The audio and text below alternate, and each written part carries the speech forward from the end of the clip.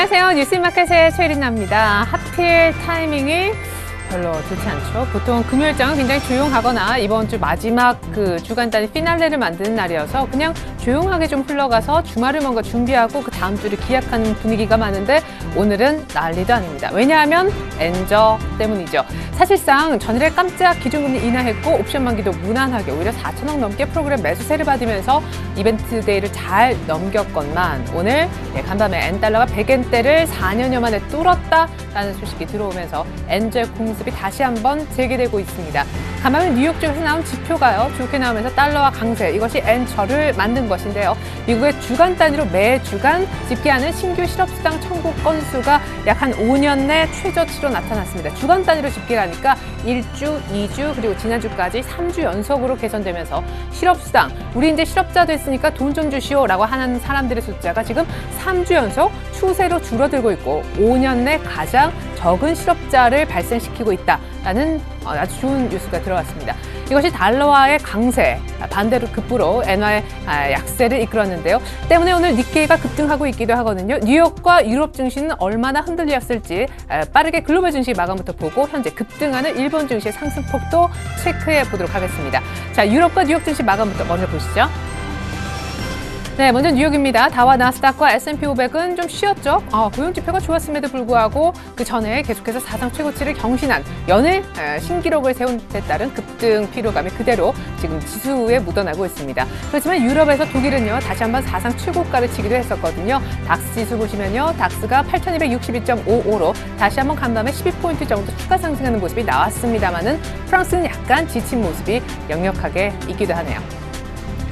자, 부럽기도 하고, 그죠? 상승폭이 과연 어느 정도일까? 그리고 오늘, 그리고 어제 최근의 상승이 아니라 향후 얼마나 오를까가 정말 궁금해지는 일본 니케이의 오늘, 지금의 상승폭을 한번 체크해보자고요. 자, 달러엔이 가나 했었는데 갔지요. 100엔대 들어가니까 일본 니케이가 2.77% 정도 급등합니다. 오늘 장중한 때 3% 넘게 오르기도 했었는데 제 차트를 한번 보죠. 자, 14,630선입니다. 14,500선을 뚫는 것도 모자라서 오늘 장중에 14,600선 들어가면서 장중에 3% 넘게 오르기도 했었는데 이렇게 되면 일본 니케이도 4년여 만에 약 한 5년 가까이 만에 처음 보는 지수대를 지금 만들어주고 있습니다. 엔저 덕분이죠. 엔달러 차트를 이어서 보여드립니다. 자, 엔달러가 지금 100엔대를 들어간 것도 모자라서 101엔대 들어갔습니다. 지금 하루 만에 2% 가까이 급등. 그 얘기는 곧 2% 빠른 속도로 엔저가 진행되고 있다는 얘기가 되는데요. 자, 이때 이 큰 양봉 보이시죠? 이 4월 초, 이 4월 4일 잊을 수 없는 이날에 BOJ에서 아주 엄청난 돈을 풀겠다라고 얘기를 했고요. 그 이후에 자, 가파르게 올라가서 100엔대 들어가나 우려가 있었지만 들쭉날쭉하면서 결국 97엔대까지 조금 안정화됐습니다. 이 구간 동안 한 번도 100엔대를 터치도 못했었는데 조용하다가 어제 우리 금리 인하하고 나서 곧바로 이렇게 100엔대 들어가는 모습. 물론 누구의 고용지표가 좋았다라고 하지만 참 우리로선 재수도 없습니다. 자, 우리 코스피의 상승폭 한번 보자고. 일본 니케이가 3%나 급등하는 날인데 우리 코스피는 하락하네요. 그것도 1% 가까이나 1960. 어제 금리 인하 한 거 맞나요? 예. 왜냐면 어제 종가상 23포인트 올랐는데 오늘 18포인트 빠지니까 어제 플러스 23, 오늘 마이너스 18. 예. 어제 오른 거 다 토해내고 지금 5포인트만 더 빠지면 어제 금리 인하고 뭐고, 예. 오늘 거의 다 제자리로 돌아가는 상황이 된다라는 그런 얘기입니다. 자, 오늘 개장이 그렇게 나쁘지는 않았었는데 쭉쭉쭉쭉 계속 밀리면서 1960선에서 지금 간당간당하죠. 사실상 장중에 한번 1959점 몇 터치하면서 1960을 잠깐 하회하기도 했었습니다. 자, 이렇게 되면요, 이번 주 사실 굉장히 조용하게 진행이 됐었고 금통의 옵션 만기 이날만 째려보고 있었는데 성과가 거의 지수상으로 얻은 것이 없게 되는 그런 분위기입니다. 오늘 주봉이 만들어진 날인데요. 코스피 수급 한번 볼까요? 어제 외국인들이 샀었죠. 그리고 선물도 정말 약 한 2년 만에 가장 많이 살 정도로 11,000계약을 당겼었습니다. 1조 넘게 선물을 샀다라는 얘기가 됐는데 오늘 현재 외국인 곧바로 팔죠. 왜? 만기 생각하고 포지션 막 이렇게 저렇게 맞춰놨었는데 물론 전문가들 선물 쪽 얘기 들어보니까요. 선물도 자신들이 원래 이제 예상했었던 그런 만기 지수보다 깜짝 기준금리 인하하는 바람에 약간 오버슈팅돼서 어제 그렇게 해서 급하게 매수가 들어왔었던 거래요. 그 얘기 잠시 후에 하고 어쨌거나 어제와 180도 다른 그런 매매를 하고 있는 외국인이고요. 왜? 만기가 지났으니까 단물 다 먹었다 이거죠. 기관도 오늘 같이 매도하면서 뭐 나란하게 한 700억 정도 매도가 나옵니다. 개인 가치지만 결국 코스피는 다시금 굉장히 익숙한 지수대 1960을 보여주고 있어요. 수급 조금 더 구체적으로 살펴볼까요?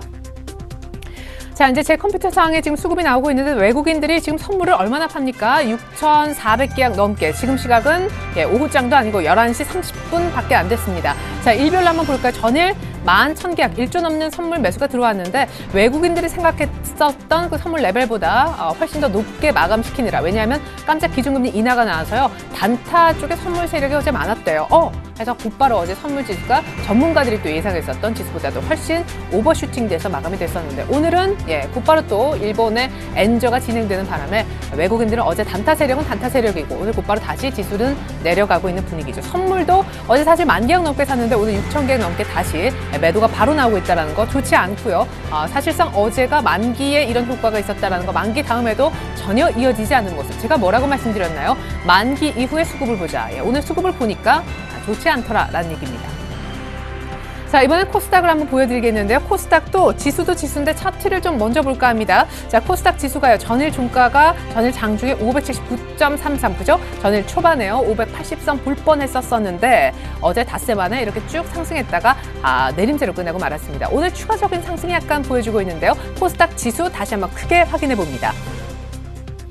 네, 코스닥은요, 현재 573.99입니다. 0.1% 정도 추가적으로 오르고 있긴 한데 수급이 별로 좋지 않은가 봐요. 코스피 형님보다는 약간 더 상대적으로 좋은 모습이지만 상승폭은 미미하다라는 얘기입니다. 그래도 어제 닷새 만에 하락하고 나서 하루 만에 반등을 이제 하려고 모색 중인데요. 자, 코스닥의 수급은요. 네, 기관, 외국인 모두 팔고 개인만 삽니다. 그러니까 상승폭이 이렇겠죠. 이 수급 많이 봤는데. 그렇습니다. 어제 이 수급이었죠. 어제 시작하면서 583 부근에서 시작했다가 끝까지 결국 밀려버리고 말았고 어제 사실상 제가 누차 강조했던 것은 옵션 만기 때문에 모든 시장의 스포트라이트는 거래소로 갔다. 조용하고 약간 소외받을 수밖에 없었던 코스닥인데 오늘 하루 만에 반등이 안 나오더라. 왜냐? 기관과 외국인 아무도 안 사니까요. 자, 이렇게 해서 원달러 환율 바로 직전까지 다 살펴드렸는데 원달러 환율 한번 보겠습니다. 자, 엔달러가 그렇게 이제 오늘 급등을 하면서 100원대 들어갔는데 우리 원달러는요. 1,100원 들어가네요. 9원 급등합니다. 하루 만에 9원. 이게 거의 개장가랑 별반 차이가 없거든요. 엄청난 갭업 출발을 했다는 얘기가 되는데요. 자, 원달러 환율의 차트도 한번 이어서 보도록 하겠습니다. 자, 원달러가 이렇게까지 이제 급등을 했었다가 지금 어제 사실은 이 바닥 신호가 나왔거든요. 어제 기준금리 인하도 있었었고 물론 원달러가 급등한 데는요. 1,080원대에서는 확실히 당국 개입도 있더라 이겁니다. 이 하단은 확실하게 지금 라인이 눈에 보이지 않는 선이지만 처져 있는 그런 상황 속에서 기준금리 인하돼서 어제 급등 약간 거의 상승으로 마감이 되면서 1,090원을 지켰었죠. 그리고 오늘 일본 엔저 무엇보다 달러와 강세가 그 원인이었었기 때문에 당국의 개입 경계도 이 밑에 하단은 처져 있고 기준금리 인하한 데다가 달러 강세가 진행되니까 오늘 추가적으로 이렇게 급등이 나오면서 전일 1,090원을 회복하더니만 오늘 곧바로 1,100원까지 회복을 시키고 있는 것입니다.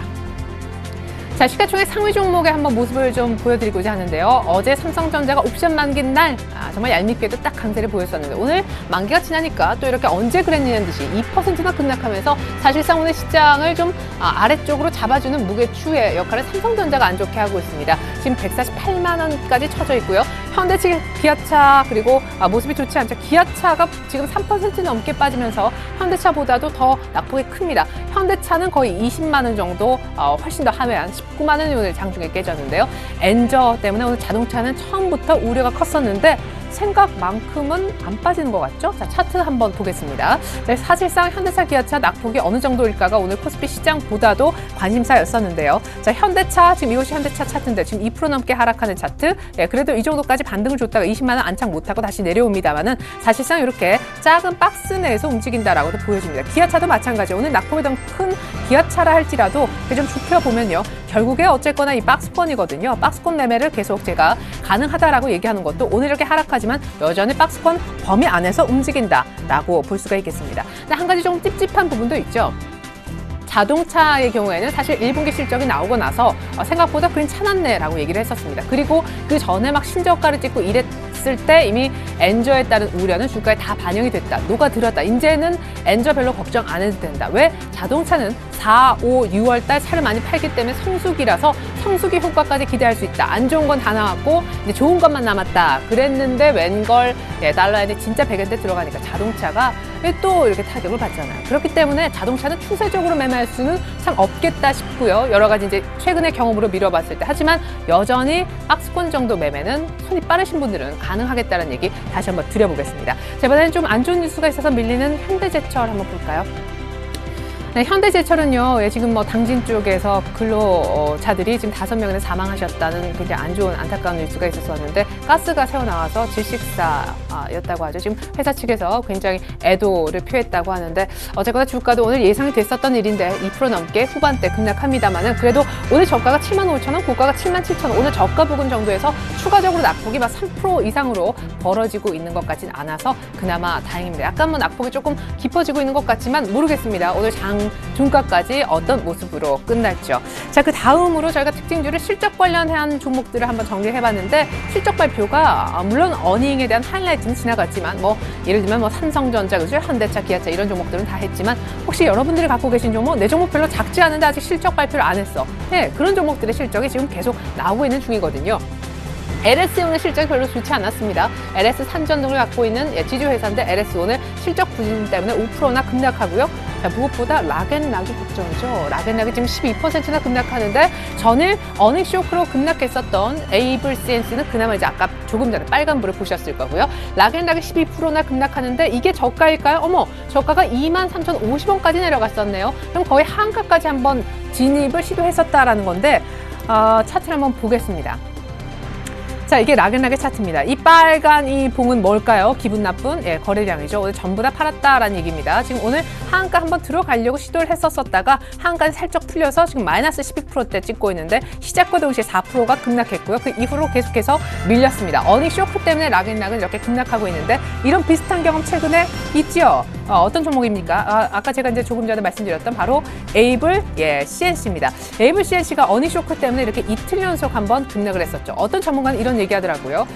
자, 에이블 CNC, 락앤락 다 공통점이 뭡니까? 중국 시장에 굉장히 기댄 그런 의존도가 높은 종목이 되겠습니다. 이때 한번 하한가를 맞았고 그 다음에 어땠어요? 곧바로 개파락하면서 추가 급락했었죠.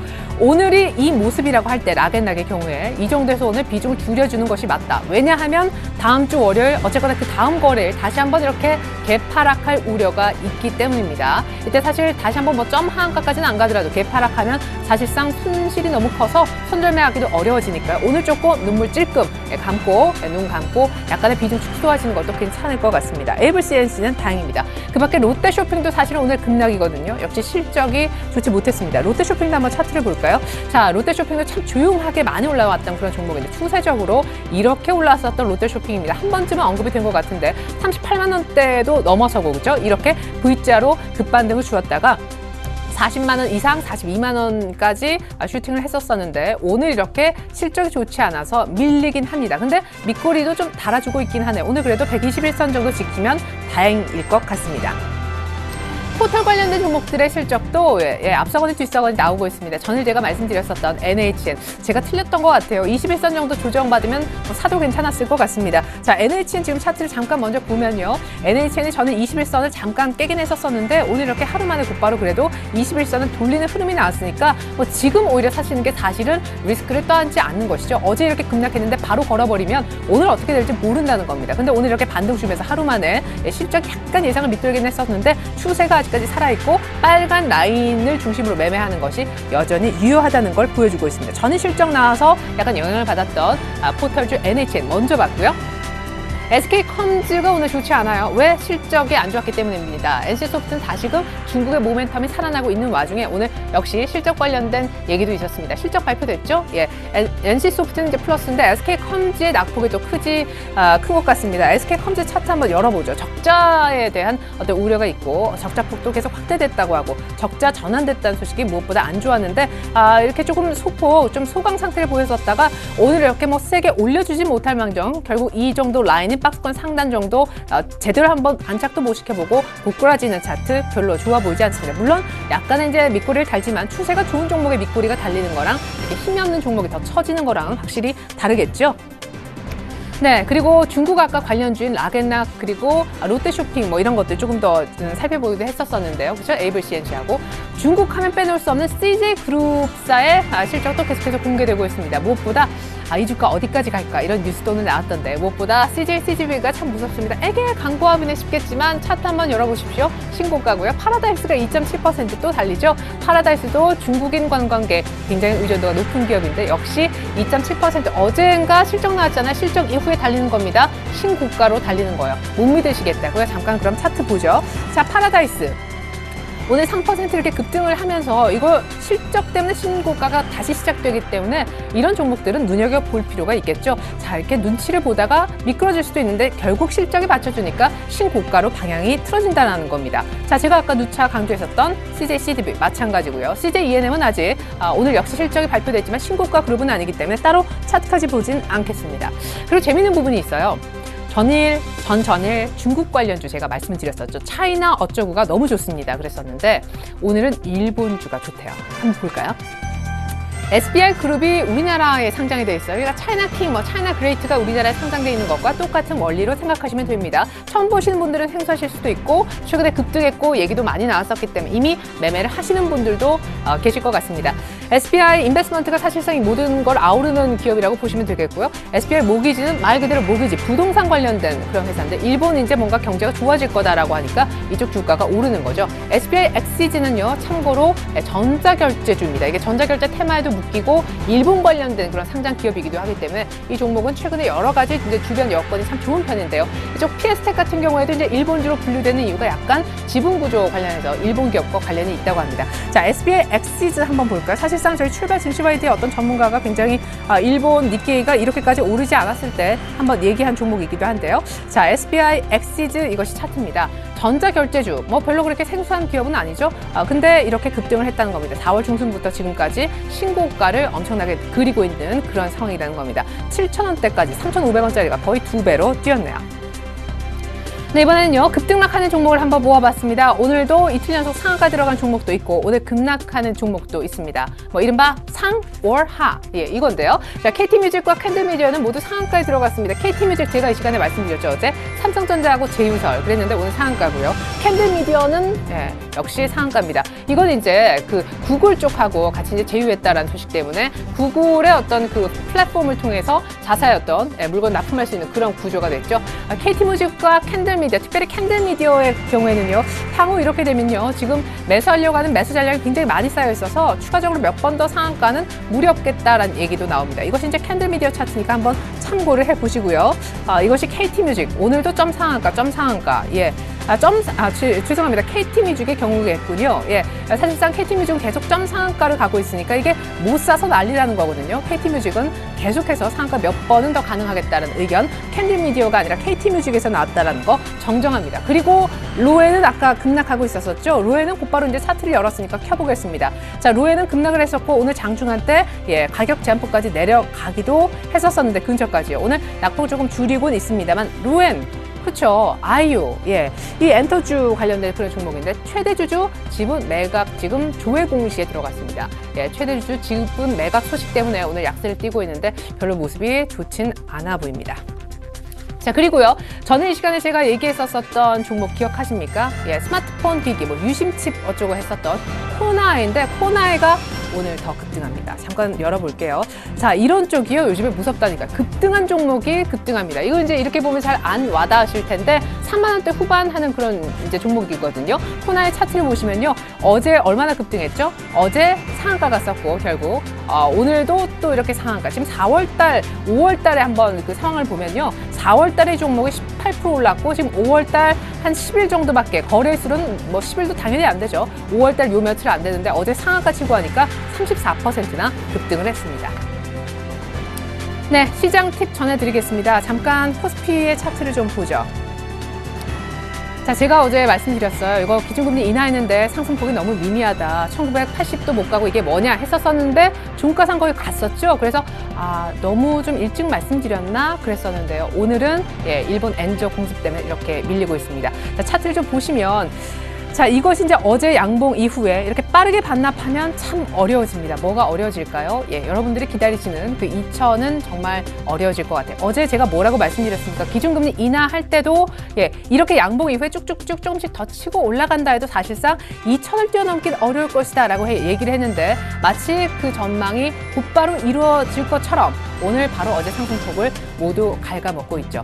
엔저에 대해서 어떤 분은 이런 말씀을 하시더라고요. 야, 엔달러 100원대 들어가는 거 몰랐냐? 많은 분들이 그렇게 얘기했고 뭐 현실화 가능성이 엄청나고 사실은 뭐 105엔대까지 지금 기술적으로 열려 있다고 합니다. 그리고 뭐 120엔대까지 중기적으로 열려 있다는 전망이 있는데 이게 이제 우려는 이미 다 알고 있었던 일인데 왜 이렇게 호들갑이냐 그런 얘기도 있었습니다만은 우리 어떤 당국에 얘기하는 거 보면요. 엔저에 따른 쇼크는 의외로 2분기에 나올 수 있다고 합니다. 그 얘기는 뭐 자동차만 떼서놓고 보면요. 2분기가 성수기이긴 한데 엔저로 얼마나 타격을 받았는지가 2분기 실적을 보면 나온다는 얘기이기도 합니다. 이렇게 되면 자동차는 1분기 실적 보고 가려고 했었는데 2분기 실적까지 봐야 되고 또 2분기 보고 그 다음에 어떤 얘기가 나올지 모르기 때문에 자동차는 추세 매매가 안 된다라는 것이죠. 자, 이렇게 되면 좀 어려워지겠습니다. 엔저에 대한 우리 기업의 어떤 실질적인 펀더멘털 타격은 2분기에 확인이 될 거니까 1분기 실적 뭐 생각만큼 뭐 그렇게 나쁘진 않았네 라고 그냥 넘어갈 수 있는 상황은 분명 아니라는 거 말씀을 드리겠고요.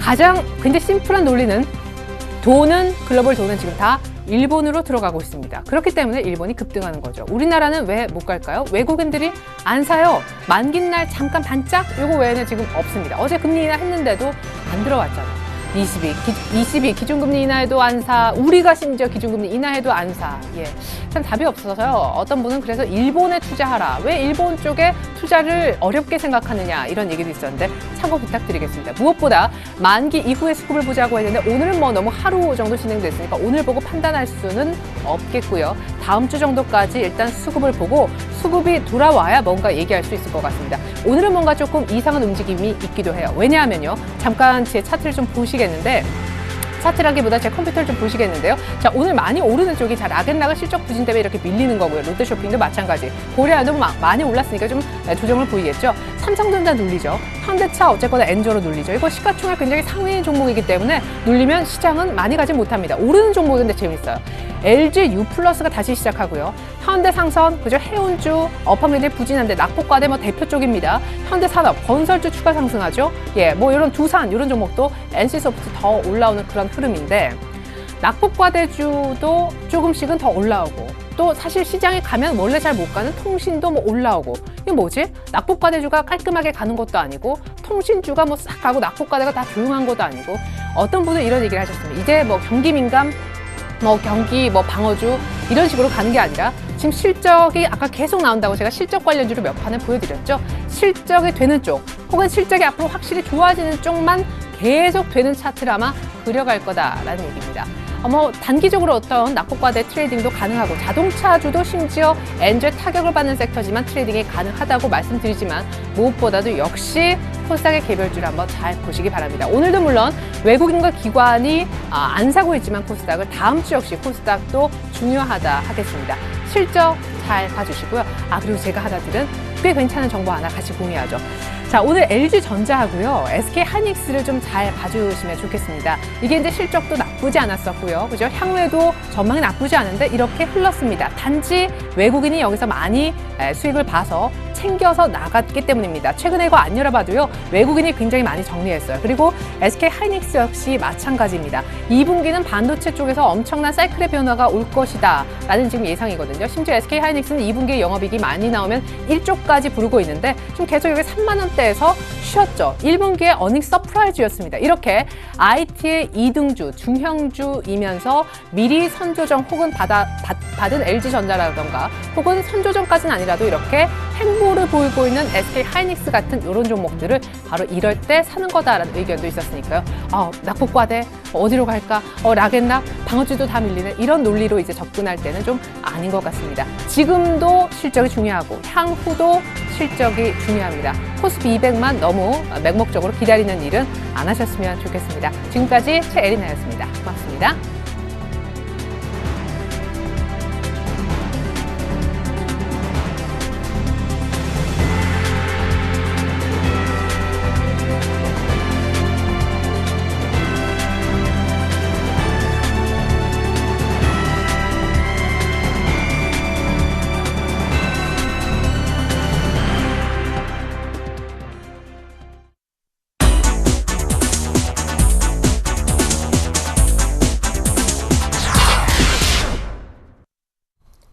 안녕하십니까. 5월 10일 뉴스인마켓입니다. IT 업종의 2분기 영업이익 전망치가 늘어나고 있는 반면 IT를 제외한 대부분 업종의 실적 전망치는 떨어질 것으로 예상됩니다. FN가이드에 따르면 IT와 경기소비재, 산업재, 소재 등 9개 업종 중 IT만이 연초의 영업이익 전망치가 지속적으로 상승하고 있습니다. 지난 4월 말 기준 IT 27개 종목의 2분기 예상 영업이익 평균은 3월 말의 추정치보다 10.72% 증가했습니다. 반면 에너지 업종은 같은 기간 18% 감소했으며 소재는 8.2%, 경기소비재와 산업재 역시 영업이익 추정치가 한 달 전보다 줄었습니다. IT 업종의 대장주인 삼성전자는 올 2분기에는 사상 최고 실적인 10조 7천억 원을 기록할 것으로 전망됩니다. 반면 자동차와 조선, 기계, 화학, 에너지 등은 경기 개선세가 뚜렷해지기 전까지는 본격적인 활로를 찾기 어려울 것으로 전문가들은 예상하고 있습니다. 달러엔 환율이 4년 1개월 만에 달러당 100엔을 상향 돌파한 가운데 환율 전문가들은 엔화가 연말까지 달러당 104에서 105엔에 이를 것으로 전망했습니다. 뱅크 오브 아메리카는 달러엔 환율의 가속도가 붙어 연말에는 105엔대에 이를 것으로 예상했습니다. 앞서 주요 투자은행들은 이달 초에 향후 6개월 전망치로 102에서 105엔을 내놓은 바 있습니다. 블룸버그는 도이치은행과 시티그룹, UBS, 바클레이즈의 예상치를 종합해 달러화가 연말까지 엔화 대비 5% 상승해 104엔께 이를 것으로 예측했습니다. 엔저 효과 힘입어 일본의 3월 경상 흑자가 연중 최대를 기록한 것으로 나타났습니다. 일본 재무성은 10일 3월 경상 수지가 1조 2,512억 엔, 우리 돈으로 약 13조 8천억 원의 흑자를 기록했다고 발표했습니다. 이는 전년 동기보다는 4.3% 감소한 규모지만 시장의 예상치인 1조 2,200억 엔 흑자는 넘어선 것입니다. 특히 지난 1년간 월간 경상 흑자로는 최대 규모를 기록해 엔저의 혜택을 입은 것으로 분석됩니다. 3월로 끝난 2012 회계연도 경상 흑자는 약 4조 2,900억 엔으로 전년보다 43.6% 감소하며 1990년대 이후 최소치에 머물렀습니다. 박근혜 대통령은 4박 6일간의 첫 미국 방문 일정을 모두 마치고 현지 시간으로 9일 귀국길에 올랐습니다. 박 대통령은 이날 오후 로스앤젤레스 국제공항에서 간단한 환송 행사를 마치고 대통령 전용기 편으로 미국을 떠났습니다. 박 대통령은 방미 기간 버락 오바마 미국 대통령과 백악관 정상회담을 통해 한미동맹 60주년을 맞아 양국 관계를 포괄적 전략동맹에서 글로벌 파트너십으로 격상하기로 합의했습니다. 또 박 대통령의 대북 정책인 한반도 신뢰 프로세스에 대한 오바마 대통령의 지지 표명을 얻어냈습니다. 한편 박근혜 대통령의 미국 방문을 수행하던 윤창중 청와대 대변인이 부적절한 처신으로 전격 경질됐습니다. 윤 대변인은 현지 대사관 여직원을 성추행했다는 혐의를 받고 있습니다. 윤 대변인은 구급파 논객 출신으로 대변인에 임명되자 논란이 있었으나 결국 새 정부 출범 70여일 만에 불명예 퇴진하게 됐습니다. 이번 윤 대변인의 낙마는 방미 성과를 토대로 국정 운영에 탄력을 기대했던 새 정부에 상당한 부담으로 작용할 전망입니다. 이어서 오늘의 기업 뉴스를 전해드립니다. 현대기아차는 지난달 중국 시장에서 지난해 같은 기간보다 25% 늘어난 13만 1,300대를 팔았다고 밝혔습니다. 현대차 중국 합자법인인 베이징 현대는 27% 증가한 8만 5,100대를 지난달 판매했으며 기아차 중국 합자법인인 둥펑웨다 기아는 21.6% 늘어난 4만 6,220대의 판매고를 기록했습니다. 현대차와 기아차 모두 시장 판매 증가율 19.9%를 상회하는 실적을 기록했습니다. 월스트리트저널은 도요타의 지난달 중국 시장 판매량이 전년 동기 대비 6.5% 줄고 마스다도 15% 감소한 것으로 추산된다고 보도했습니다. 다오이다오 일본명 센카쿠 열도를 둘러싼 양국 간 갈등이 커지면서 일본 차에 대한 중국인들의 선호도가 떨어진 것으로 분석됩니다. 그러나 최근 양국 간 영토 분쟁이 진정되며 일본 완성차 업체는 신차 효과 및 엔저에 따른 가격 인하 등을 통해 점차 판매 회복세를 보일 것으로 예상하고 있습니다. CJENM은 올해 1분기 영업이익이 43억 원으로 전년 동기 대비 흑자 전환했습니다. 매출액은 3,689억 원으로 15.1% 증가했지만 당기 순손실은 85억 원으로 전년 동기 9억 원보다 크게 늘었습니다. 매출 증가는 모바일 게임의 흥행이 이끌었습니다. 모바일 게임 부문에서는 다함께 차차차 등 다함께 시리즈의 흥행이 잇따르며 영업이익 역시 전년 대비 700%나 성장한 56억 원을 기록했습니다. 당진 현대제철 용광로 안에서 작업 중이던 근로자 5명이 산소 부족으로 질식해 숨졌습니다. 오늘 새벽 충남 당진시 현대제철에서 협력업체인 한국내화 소속 근로자 남모 씨 등 5명이 건설 공사를 마무리하던 작업을 하던 중 아르곤가스가 누출되며 산소 부족으로 사고를 당했습니다. 이와 관련해 고용노동부는 원청업체인 현대제철에도 책임이 있다고 밝혔으며 경찰은 노동청과 가스안전공사 등 관계기관 80여 명을 투입해 감식에 나서는 등 정확한 사고 경위를 조사 중입니다. LG전자는 10일 이동통신 사업자 AT&T를 통해 미국에서 옵티머스 G 프로를 출시했다고 밝혔습니다. 미국 출시 제품은 국내 판매 제품과 마찬가지로 5.5인치 풀 HD 디스플레이를 탑재했으며 대용량 배터리를 제공합니다. 옵티머스 G 프로는 지난 2월 국내 시장에 처음 출시돼 40일 만에 50만 대의 판매고를 기록했습니다. 또한 LG전자는 지난달 일본에서 한국 판매용보다 0.5인치 작은 화면 크기로 옵티머스 G 프로를 출시했습니다. 5월 10일 뉴스인마켓이었습니다. 고맙습니다.